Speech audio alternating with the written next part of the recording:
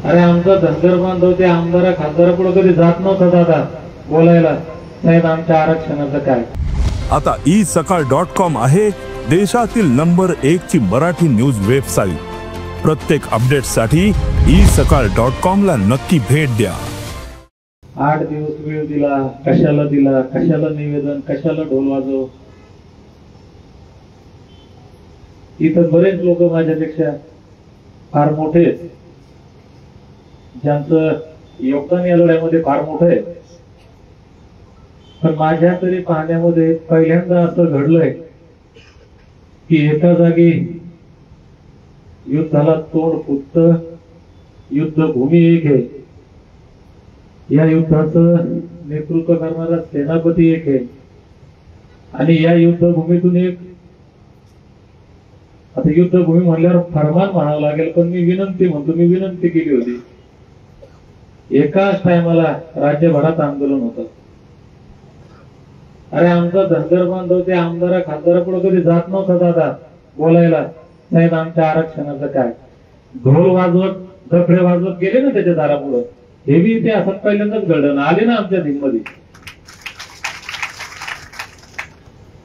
आमचे पोरं रस्त्यावर उभे राहायला भेट होते. काल अडवले रस्ते, कुठं पोलिसांनी 10 मिनिटं अडवले असते, समजा पोलिसांनी दादागिरी असते. पोलिसांना मी पोलिसच आहे, पोलिसांचे आभारही मानले, पण काल पोलिसांनी आमचं मन थोडंसं दुखवलं. या ठिकाणी दादागिरी केली, ती या जालना जिल्ह्यातच दादागिरी केली. अरे मी पोलिसांची भाषा बोलतो, पोलिसांसाठी बोलणारा महाराष्ट्रातला या देशातला पहिला माणूस असेल दीपक बोराडे, की ज्यानं 7 दिवस तुमच्यासाठी पोट जाळलं, रक्त जाळलं. आम्ही तुम्हाला समजून घेतो, तुम्ही आम्हाला समजून घेत नाही.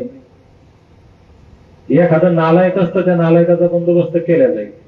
बाकी पोलीस डिपार्टमेंट चांगलं आहे दादा. 2-2 तास रस्ते अडवले ना, हिमतीनं अडवले बरं का. याच्या अगोदर अडवणं वेगळं होते.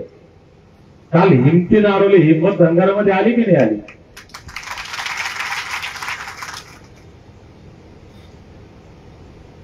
आणि हा वेळ आपण सरकारला दिला होता. खरं म्हणजे दादा आपल्यालाही नियोजन, मला माहित होतं 8 दिवस मला त्रास होणार आहे.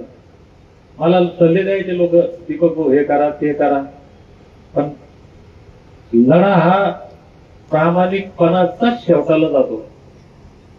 म्हणून आपण त्या प्रामाणिकपणे सगळं केलं. आपण समाजालाही वेळ दिला नियोजन करायला, सरकारलाही वेळ दिला. आता चर्चा गणेश दादाने यांनी सांगितल्या, सरकार सोबत चर्चा झाल्या वगैरे वगैरे.